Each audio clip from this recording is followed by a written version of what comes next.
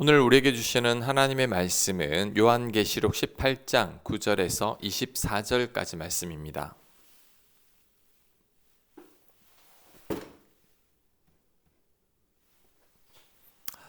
어제 본문에서 바벨론이 멸망했습니다. 오늘 본문은 바벨론의 멸망에 의해 탄식하는 자들에 관한 말씀입니다. 먼저 왕들이 탄식합니다. 9절 그와 함께 음행하고 사치하던 땅의 왕들이 그가 불타는 연기를 보고 위하여 울고 가슴을 치며 그의 고통을 무서워하여 멀리 서서 이르되 화이또다 화이또다 큰 성 견고한 성 바벨론이여 한 시간에 네 심판이 이르렀다 하리로다. 아멘.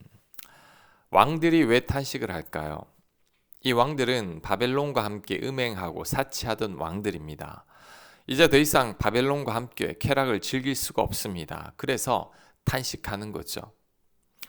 자, 그 다음으로 탄식하는 자들은 상인들입니다. 내용이 많아서 중요 구절들만 읽겠습니다. 11절 땅의 상인들이 그를 위하여 울고 애통하는 것은 다시 그들의 상품을 사는 자가 없음이라. 15절 바벨론으로 말미암아 치부한 부자가 된 이 상품의 상인들이 그의 고통을 무서워하여 멀리 서서 울고 애통하여.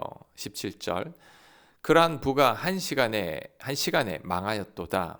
모든 선장과 각처를 다니는 선객들과 선원들과 바다에서 일하는 자들이 멀리 서서 그가 불타는 연기를 보고 외쳐 이르되 이 큰 성과 같은 성이 어디 있느냐 하며 티끌을 자기 머리에 뿌리고 울며 애통하여 외쳐 이르되 화이또다 화이또다 이 큰 성이여 바다에서 배부리는 모든 자들이 너의 보배로운 상품으로 치부하였더니 한 시간에 망하였도다. 아멘.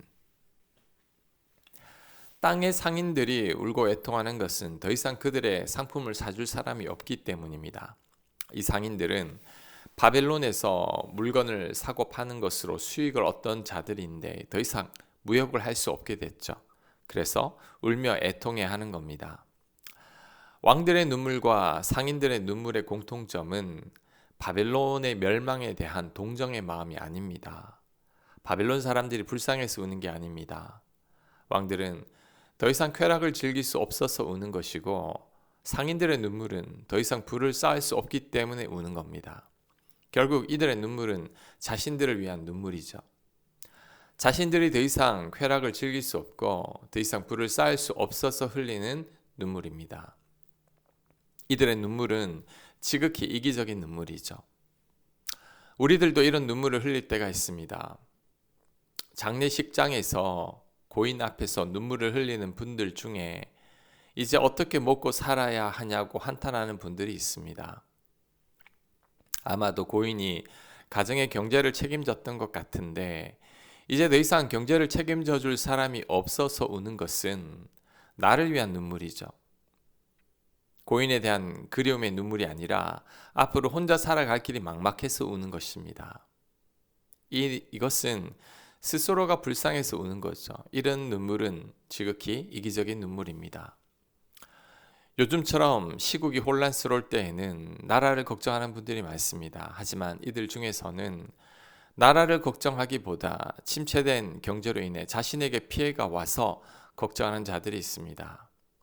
나라를 걱정하기보다 당의 이익과 자신의 입지를 걱정하는 자들도 있죠. 이들의 걱정은 나라를 위한 걱정이 아니라 오로지 자신을 위한 걱정일 뿐입니다. 교회도 그럴 수 있습니다. 하나님 나라를 위해 헌신을 강요하지만 정작은 내 교회를 위해 봉사를 강요하는 교회가 있습니다. 전도를 외치지만 영혼을 사랑함이 아니라 교회의 성장을 위해 전도를 외치는 목회자들도 있죠. 교회 부흥이 하나님을 위해서가 아니라 목회자 야망을 위해일 수도 있습니다. 이것은 지극히 나만을 위한 거죠. 바벨론의 멸망을 탄식하지만 정작 자신들의 쾌락과 이익이 사라져서 우는 자들과 같은 겁니다. 나의 눈물과 고통이 누구를 위함인지 생각해 봐야 합니다. 지극히 나의 유익과 이익에만 국한되어 있다면 나 또한 이기적인 사람일 뿐이죠. 나에게 나 자신이 우상인 겁니다. 남들이 어떻게 되든 말든 나만 행복하고 편하기만 하면 그만이라는 생각은 그리스도의 마음이 아닙니다. 나만을 생각하는 이기적인 마음인데 하나님께서 절대 기뻐하시지 않으십니다. 우리는 이런 마음을 버려야 합니다. 우리에게는 긍휼의 마음과 동정의 마음이 있어야 합니다. 바벨론으로 인해 혜택을 보았던 자들이라면 바벨론을 위해 울 수 있어야 합니다. 타인의 아픔이 내 아픔이기도 해야 합니다. 이런 마음이 그리스도의 마음일 것입니다. 하나님께서 기뻐하실 겁니다. 자, 그 다음 17절에 한 시간에 망했다고 합니다. 19절에 되어 있죠. 끝에 보면 한 시간에 망하였도다 라고 말씀하고 있는데 바벨론이 한 시간 만에 완전히 망했다는 겁니다. 참으로 허망하고 허무하고 헛되죠. 일장춘몽과 같은 인생입니다. 우리 또한 이럴 수 있다는 것을 염두에 둬야 합니다. 우리 인생 잠깐이죠. 쏜 쌀과 같고 잠깐 피었다가 사라지는 들풀과 같고 아침에 잠깐 나타났다가 사라지는 안개와 같습니다. 이런 삶에 집착하는 것은 어리석은 일이죠. 우리는 삶에 지나치게 집착하기보다 하루를 소중히 여길 수 있어야 합니다. 오늘 이 하루는 하나님께서 나에게 허락하신 일생에 한 번밖에 없는 선물과 같은 날이죠. 오늘 이 하루는 어제 죽었던 자들이 그렇게 살고 싶어 했던 날입니다. 그러니 우리들은 누릴 수 있어야 합니다.